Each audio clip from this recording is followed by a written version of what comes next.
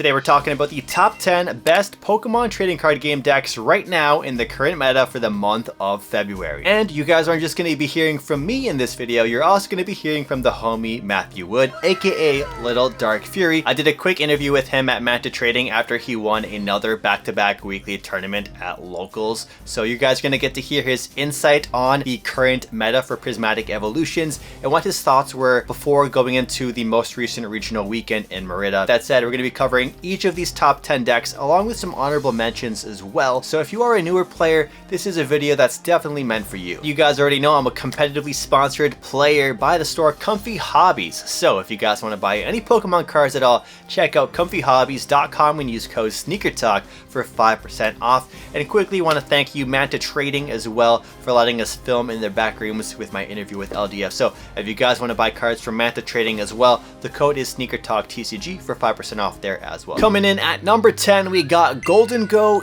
EX, everybody's favorite dairy Pokemon. The list you're looking at right now came in 33rd place at the regionals in Merida by David Perez Concha. There is some notable things to take a look at in this list that really do stick out. They do have the Palkia VSTAR line in here along with the Radiant Greninja, so you're able to attack with the Palkia VSTAR as well as an optional attacker, but you also have that multiple prize card option as well with the Radiant Greninja for the Star Portal ability to accelerate those energies onto the Greninja. And then the next thing you're going to notice is there is a Monkey Dory in here as well. Now the cool thing about Monkey Dory is it's actually splashing its way into a lot of decks right now because you're able to just basically knock out a Bidoof for free by attaching the Dark Energy to your Monkey Dory and throwing damage counters at their rotten Cabbage Patch Kid. Monkey Dory definitely is a great way to fix some numbers and also take some additional prize cards on some turns. And of course, you know, Gholdengo attacks in waves of 50 for each energy you discard from your hand when you make it rain on your opponent. So if you're gonna hit 250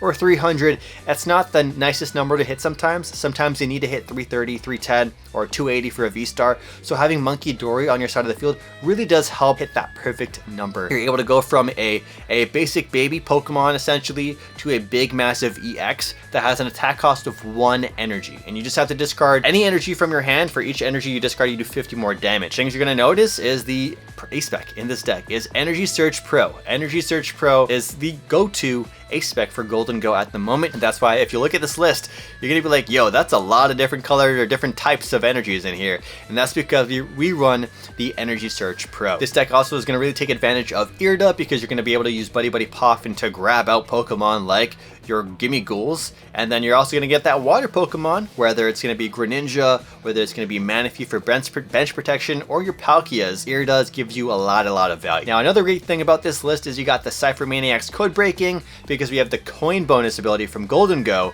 which means you get to basically stack your deck with the exact cards you want and then draw into them with the Gholdengo ability. The synergy is fantastic. Lana's Aid in here as well for some additional recovery. Professor Turo Scenario in here as well, so you can just retreat a massive Gholdengo or Palkia that's taking some damage, take it off the board and not have to worry about that liability. And then you can also get to reuse coin bonus as well, which is really good with the Turo if you're gonna, you know, do some shenanigans with that. Other notable inclusions in this list are the Morty's Conviction. Morty's Conviction isn't a card you see super often for a draw supporter. On to number 9, we got Ceruledge EX, another really cool deck that also is an EX Pokemon that evolves from small little basic one prize Charcadets. Every single Ceruledge deck I've seen that made it into day 2 at the recent regional all had the Palkia V-Star line. So it's pretty much confirmed at this point, if you're gonna play Ceruledge EX, you're gonna have to play that Palkia V-Star line in your deck. Take advantage of those water energies by having the Radiant Greninja be a strong attacker. And one thing to note too is it also has the Monkey Dory deck, or Monkey Dory card in the list as well. Monkey Dory wasn't seen in all of the lists that I saw, but Monkey Dory was in the best list that I saw. So this is the list you're looking at here that came in 62nd place by Mauricio Santovina. A couple of the lists played Monkey Dory, a couple didn't, but again, think the Monkey Dory in the list is really useful just to hit some special numbers as well. Ceruledge EX is another very strong, cheap attacker. That's a big EX Pokemon where you only need 1 energy to attack. Now, compared to Gholdengo, where Gholdengo is discard energies from your hand, Ceruledge is your attack is based off the amount of energies already discarded that are in your discard pile. So as an alternative way to play Gholdengo, you could say it's kind of like the same tricks but just different Pokemon as the front and center of attention. The supporters are pretty standard for the most part. We do have a copy of Irida in here as well, just to guarantee that we can get Greninja out or a Palkia piece. We also have a Carmine in here too, so of course you're going to want to go first with this deck so you can utilize that Carmine. One of the most notable things about this list is the Ace spell. A lot of Ceruledge decks out there have been testing between Legacy Energy, Brilliant Blender, Prime Catcher, and the best performing Ceruledge at the recent regional had Secret Box, a card that I'm sure a lot of my fellow Miraidon maniacs have been enjoying in their list because it's become our go-to as well. There's your look at Ceruledge EX, a deck I really think is cool. A deck I really want to play. I haven't played too much of it, and I gotta say, the artwork that they released for Prismatic Evolutions is amazing. That artwork alone is enough reason to want to try and pick up this deck. It feels like a worse Gholdengo because it doesn't really have like an engine. It kind of just relies on like hoping that Fez and Greninja stay in play. But the deck sets up really fast. I think it pummels Dragapult. Palkia Bill's kind of cool because you kind of get that extra bit of support via Greninjas as an attacker, and Palkia. Coming in at number 8, oh, the mighty have fallen, and fallen in great numbers. We're talking about Charizard EX. Yeah, Charizard EX is down in the dumps. The stonks are low. The best placing Charizard player at the most recent regional came in 81st place. And they had a pretty unique list. So let's take a look at Adrian Castellanos, his unfair stamp list. We do have the full Dusknoir line in there along with the Pidgeot line and all the typical Charizard stuff here too. We do have our own Bidoof as well, so we can play the Bidoof Wars as well. One-off copy of Thornton, and then we also have the copy of Briar as well to try and get some additional prize cards, maybe do an evil Dusknoir turn or a Dusclops turn, activate Briar, and then just win the game out of nowhere. We also have Jacques in here too, which is quite surprising. A card you've only really seen in Lugia. Charizard is just one of those big boss Pokemon that is so good because it is able to set up an attack or attack the second you evolve into it, because you just have to have that Infernal Rain ability pop off, and then you accelerate fire energies from your deck onto your field, and then boom, Charizard, a big 330 HP tank that is now swinging for a minimum of 180 damage, but the more and more damage you're going to do is going to be based off how much prize cards your opponent has taken. So you can force your opponent to take prize cards by exploding your Pokemon like Dusclops, like Dusknoir. Charizard just gets stronger as the game goes on. And of course you have Pidgeot EX in here as well with the quick search ability. It pairs very well with this deck because there's always, you know, you need that one extra combo piece, that one piece to put it all together. Pidgeot EX is going to get you that piece every single time. So very handy, especially in a deck that runs a lot of rare candies as well. So all of your Pokemon, your Charizard, your Pidgeots, and your Dusknoirs are all able to take advantage of the rare candy. Now some particular inclusions to note for this list is they do have the Evo TM because we are in the Bidoof War. You want to be able to evolve into your Pidgeots and your Charizards without relying on that rare candy. They have to have that Pidgeotto in here as well, just so their Pidgeys can also evolve into Pidgeotto. We got the one-up Charmeleon with the Flare Veil ability, and then you also got 5 fire energies. We're really cutting it thin with these energies, man. 5 energies. And the reason they have 5 is because the energies are basically just searched out through the deck with the Charizard ability. So your power level increases with all these amazing trainer cards you included in your deck. But if you prize way too many fire energies and you don't have access to fire energies anymore, you're in a pretty bad position. This again was the highest placing list at 81st place, and they use the unfair stamp. However, we do have a couple more Charizard variations I do want to showcase to you guys because, you know, maybe you don't agree with unfair stamp being the best way to play. So here's a couple other ways you can also play Charizard, a deck that's fallen heavily from greatness. It recently actually won a regional a couple weeks before this most recent regional, but that was in the Surging Sparks format. This version right here came in 84th place, so just 3 places behind the unfair stamp that Adrian used. We have Alejandro Sanchez with the Grand Tree Charizard. One thing to note is that Grand Tree evolves your basic to the stage 1 and then your stage 1 into the stage 2. Because you're not evolving your Charizard EX from your hand, you're going to not be able to access the ability of Infernal Rain. So do keep that in mind. And then because we do have Grand Tree as the A spec, we actually run 2 copies of the stage 1 Charmeleon, 2 copies of the stage 1 Pidgeotto as well, just so we always get maximum value out of the Grand Tree. What's more likely to happen is you're going to use Grand Tree to evolve your Pidgey to your Pidgeotto to your Pidgeot, and then use Quick Search from your Pidgeot to grab you your missing piece for your puzzle that you need to really have a pop-off turn. Grand Tree does work for both players. So if your opponent's able to utilize the Grand Tree, they most definitely are going to be happy to see it, but you want to make sure you get maximum value out of that Grand Tree. Last but not least, here is a Hero's Cape version of Charizard, and this list got 127th place at the most recent regional. Yeah, I think Charizard is underrated. It does struggle versus Dragapult, and Gardevoir with Budu is not great either, but I think Charizard can adapt. I like the addition of TM Evo in the deck to get your Charmeleon out, even get a Pidgeotto in play, because getting Pidgeot out is super important. The thing with Charizard is that if it sets up and you draw well, usually you're just beating anything in the format. It's very hard to lose with Charizard, especially if you know what you're doing. You have these insane combo turns with Dusknoir and Briar and Counter Catcher. But the thing is, like I said, Dragapult, Gardevoir, not great matchups. If I were playing Charizard, like I said, I'm a big fan of the Max Belt right now.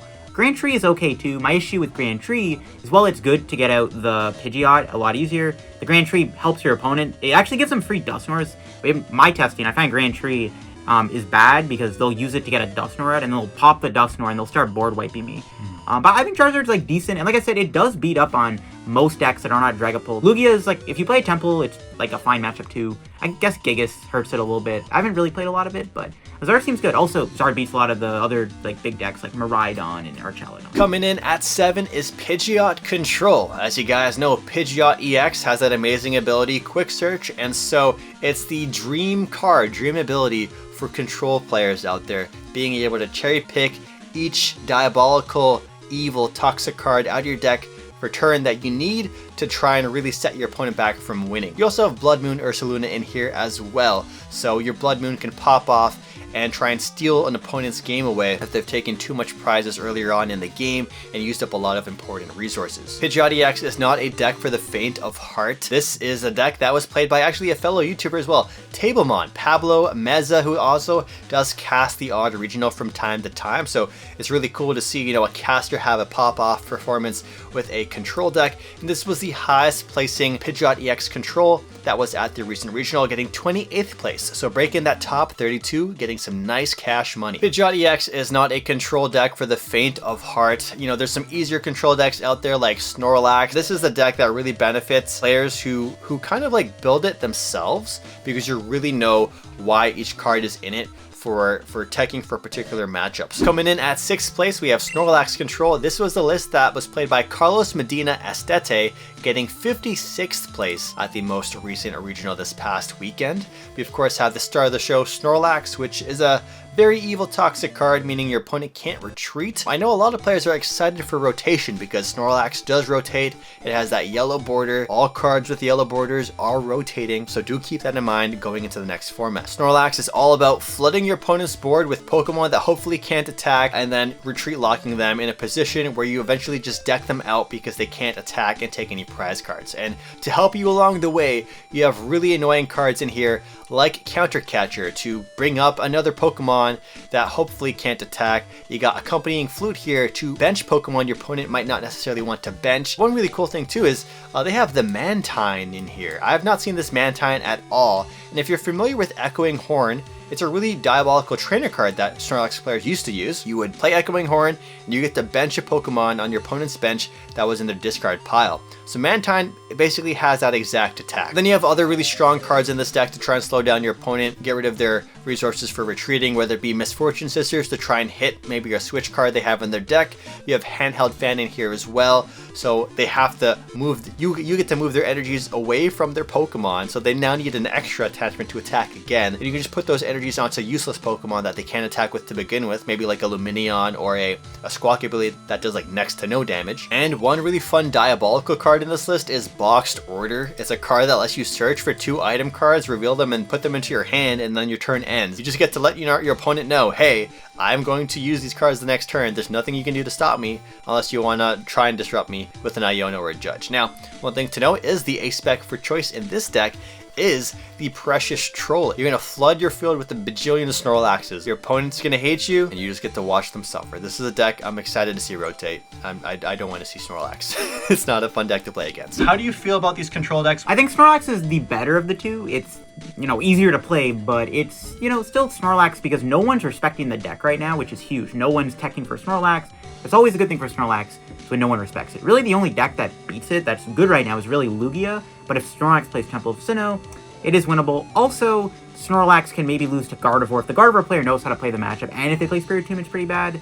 The problem with Pidgeot Control is it's very like technical, a lot of things you have to do to play it well. Snorlax is a bit more easier, and I think Pidgeot's fine. People still have to figure out like the best way to build a Pidgey Control deck, where Snorlax, everyone kind of knows how to build and play the deck in any format, where Pidgeot, you have to make changes as the meta evolves. Coming in 5th place is a deck that definitely benefits from rotation, or at least that's what I've been hearing from almost everybody out there. Number 5 is Archaludon EX, and this is a deck that I actually have a bunch of different lists to share with you guys, because Archaludon, we don't really know the best way to play Archaludon right now, and it was assumed to be with Dialga VSTAR, but the results from the recent regional in Meridia might surprise you. So let's start off from worst to best placing Archaludons that made like day 2. So I actually have 4 lists in total. So the 4th highest placing Archaludon I have here came in 68th place by Pablo Gonzalez, and they played the version that has Dialga VSTAR in it. Then you also have a bunch of jamming towers in here as well,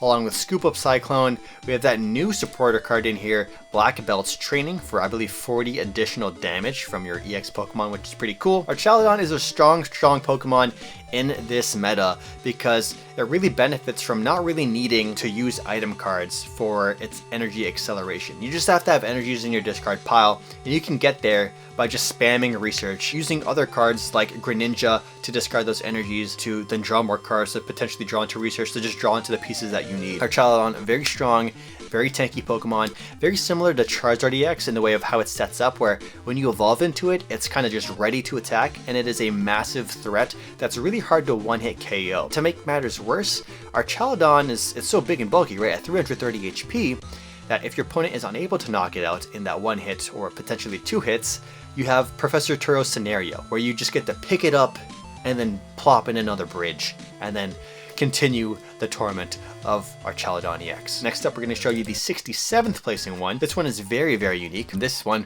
features Zamazenta V and Zamazenta VSTAR. Some Pokemon that I never thought I'd see touch another deck again, but for Archaludon is a great partner in metal typing. So we got Zamazenta V, which kind of has like a Squawkabilly style of ability, a Regal Stance. But Zamazenta VSTAR is a really cool VSTAR ability where if you use it, all your Pokemon on your side of the field take 100 less damage. So it doesn't matter if they boss gust you or anything like that, their attack is going to do 100 less damage, which is really, really good. And of course, we have all the other typical cards that we've seen from the other Archaludon list in here. We got the Professor Turo scenario, the Heavy Counter of Research, and the A-Spec is Scoop Up Cyclone. We of course rock the Jamming Tower as well to slow down our opponents so they can't use cards like Evolutionist TM or our Bravery Charm or the Rescue Board.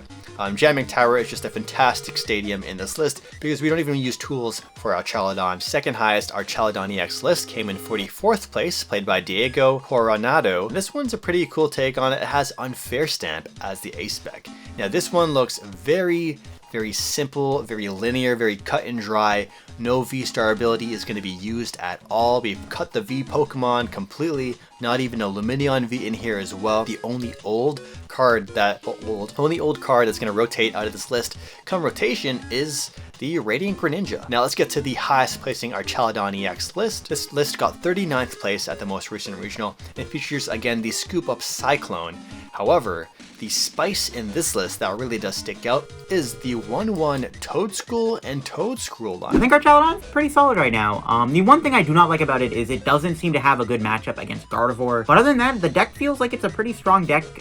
It beats Dragapult decently well. I think it's really good into Lugia if they don't play a lot of Cinchinos. And the deck's just an overall like very solid deck. It reminds me of like a big basic deck where you just have this big 300 HP Pokemon that does an insane amount of damage. What does hold it back though is the 220 damage, and also, like I said, it struggles a little bit into Gardevoir. Yeah. But it's a fairly solid deck, and it kind of like Charizard, it beats up on a lot of the decks around it, which is good. Coming in 4th place is Lugia VSTAR. Now, I'm not too proud to say this player's name again because they are a known exposed cheater who's been caught on stream and who is also a top playing Lugia player at another regional I remember covering. I was saying he was the best cheater around. Eder Jarillo Soto. He's back at it again with Lugia VSTAR, and just, known cheater, so I don't want to give him too much of a spotlight, but this is the exact Lugia VSTAR deck that they use. There was actually a regional, was it Irvo or whatever, Yurko? Another Lugia VSTAR player who got caught cheating at a regional, he got DQ'd from the event. I think he has a ban for a few months or a year or something like that. Yurko, he got caught cheating. He tried to mulligan while having a basic Pokemon in his hand because he didn't like the hand, so he basically tried to do it so fast. Bruh. Anyways, he got banned or DQ'd or whatever, Yurko. Here's Lugia VSTAR, very strong deck. It's known as the best deck in format when it sets up. And that's because we have some crazy ability in this deck from Archeops. So first off, you want to set up those Lugia V-Stars. Once those Lugia V-Stars on the board, you're going to special summon Archeops from the grave.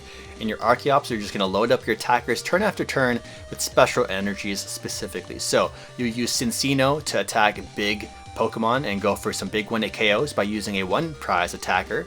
You have Regigigas, a new inclusion in this list because of Prismatic Evolutions. This is going to allow you to 1-hit KO Terra Pokemon, whether it's Charizard, Dragapult EX, the list goes on. Drapion V in here as well, it's for Gardevoir. And then we also have Blood Moon Ursaluna EX in here, just a generally really good card in Lugia and in many decks out there. Iron Hands in here as well, for that amp you very much. Of course, our A-Spec of choice is Legacy Energy. It's the best A-Spec to play in Lugia. It's the reason why Lugia is so good. Being able to utilize Ampy very much, but also just give up only a 1-prizer is really strong. 2 copies of Lumineon V here, so do keep in mind you're going to probably start Lumineon V a decent amount of times, but we also have Carmine in here too, so that's why there's 2 Lumineon Vs in here. You want to be able to have that turn 1 Carmine going first, very useful. And a lot of ball cards in here, of course, a lot of cards that just let you see Pokemon. Capturing Aroma, Ultra Ball, Great Ball, Nest Ball, but no Mesagosa. Typically a lot of Lugia V-Star decks would play Mesagosa. Instead, we got Jamming Tower to slow down opponents' tools from being useful. Lugia V-Star used to be an S tier deck, like it was so good.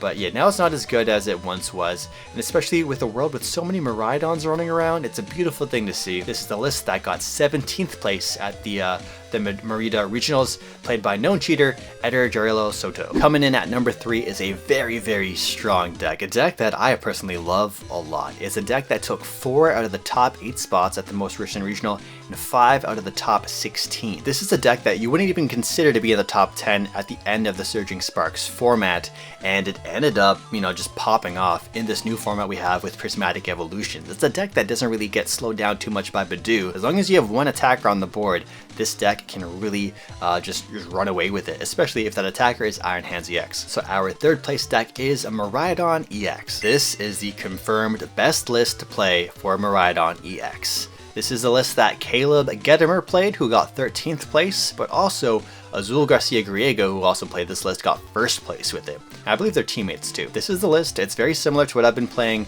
all of the last couple of weeks. Notable exclusions I want to mention here is Azul and Caleb, they chose not to play Zapdos, so they don't have an answer to Mimikyu other than Mew EX, and if they have a Mist Energy, you just kind of lose to a Mimikyu. But that's not something that comes up too often, so you know what, full send it, take the Zapdos out, and throw in a 16th Lightning Energy, because typically you would play 15. On top of that too, there was another really great top player out there, I think it was Gabriel Fernandez, and he won like a 200+ online player tournament with Miraidon as well, and they played 2 Sealstones. Azul and Caleb, they went back to more of the roots of Miraidon, where they cut the 2nd Sealstone, they put the Bravery Charm, and the Bravery Charm is so clutch in so many matchups. I was talking to a friend earlier, Sergio, at Locals on Tuesday, and we were talking about it, and I told him why it was double Sealstone, and when I was playing Miraidon with 2 Sealstones, it just felt like a consistent monster, like a beast, like a best of 1 monster. I'm always consistently setting up with the help of Sealstone. So if one's prized, no big deal.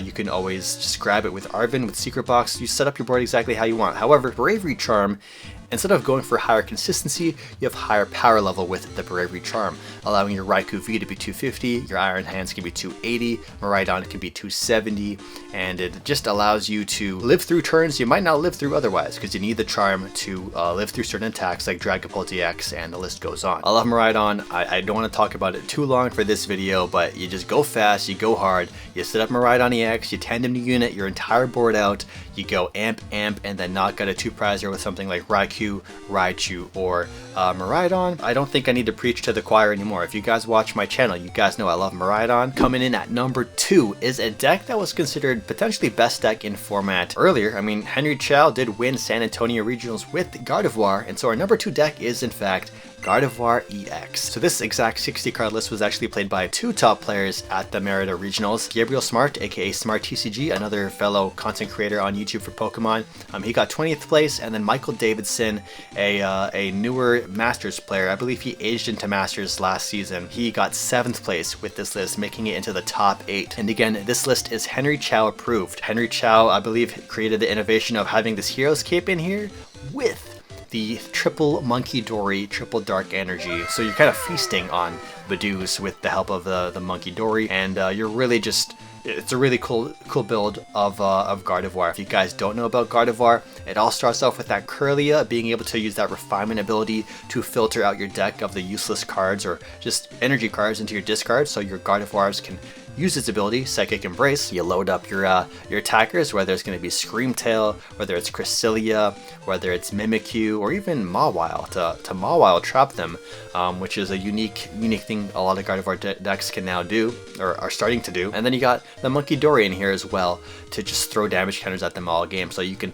Mawile trap them and then Monkey Dory spam. It's a lot of fun. It's very diabolical. Gardevoir is one of those decks that can win any single game. It's a deck that has some of the best comeback potential. Very strong deck that doesn't get really hurt too hard from Badoo. We do have the technical machine evolution at 3 copies. So you're really using that TM Evo. Hopefully, you know, you set up a Buddy Buddy Poffin and get 2 Curlias on the board the next turn. First honorable mention we have here is the Cloth Terapagos list that Rolando Gabriel Coronado Jimenez played. Very diabolical deck. It's a poison donk deck, so if you do go first, there's a good chance you're going to be able to poison donk your opponent and knock them out before they even draw 1 card. And you just have really strong synergy with poison and item lock in here. Badoo is one of your main attackers. You're going to be item locking them, hitting them for bonus damage with poison. Very good anti-meta deck, especially in a world with so many Miraidons out. It does feast on Miraidon. And then the other honorable mention that I want to mention here was the 2nd place list that I believe Azul GG called trash on Twitter. Funny enough, he ended up playing him in the finals. We got Gouging Fire EX. I've been playing this online. It's basically like a Miraidon EX, but with a fire red coat of paint, you could say,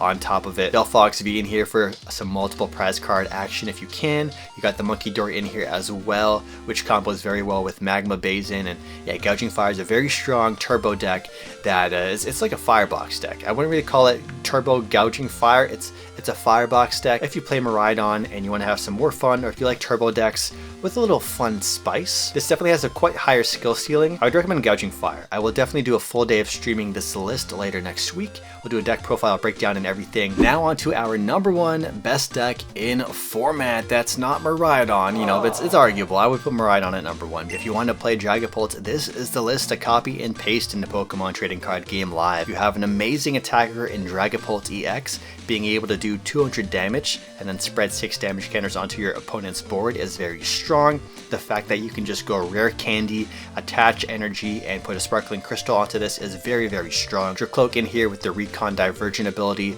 to filter out the cards in your deck that you do want to see, but the ones you don't to the bottom. It does counterplay the Badoos out there in the world. You of course have access to the Duskull, Dusknoir, and Dusclops line as well. Perfect math on some Pokemon with the help of that, plus Dragapult. You also get to use Counter Catcher for free by blowing up your own Pokemon. The format that we've had like before with Dragapult EX was just so fast, but Pidgeot really slows down the game and allows you to set up. And so once you're able to set up multiple Dracloaks, set up your board how you want, and then evolve into the Dragapult EXs when you want to, it's just very, very oppressive. And you go for these massive board wipes where you're taking anywhere from 4 to 5 to 6 prizes per turn depending on how you set things up. So you can actually play around your opponent's Pheasantipity as well, and specifically strategically not take out knockouts so you don't get to unlock Fez. And that's another strong thing in this deck is Fez. If they knock out your Badoo, well, you don't care. You've now unlocked Counter Catcher. You've also now unlocked Fez for 3. The problem with Dragapult pre-Badoo was that it was slow, it struggled versus Regidrago. The format was too fast for the deck. But now that we have Badoo, you can slow the tempo of the game down. You can sit there and Badoo and build up a really good board. You can also Badoo your opponent, prevent them from setting up, and then you can be the first person to attack, and you can like blow up their board with Phantom Dive and Dusknoir spam and stuff. It's a very interesting meta where like both Guardian and Dragapult are kind of going back and forth, but Dragapult I think is the most well-rounded deck right now. It's a bit easier to play than something like Gardevoir, and it's more appealing to the newer-ish player because it's just it's a very powerful archetype that now that has Badoo, the deck just it's more consistent at setting up, which is what I struggled with before. Dragapult EX is also another deck that doesn't get heavily affected by rotation either. The overall core of this deck, the fundamentals, the basics, the base of this deck is very, very strong. LDF, thanks for your time. Any final words? You can find me on YouTube at Little Dark Fury. I got 2 channels, got my main and then my second channel, LDF Pokemon TCG. Feel free to subscribe. Catch you guys in the next video. Peace out.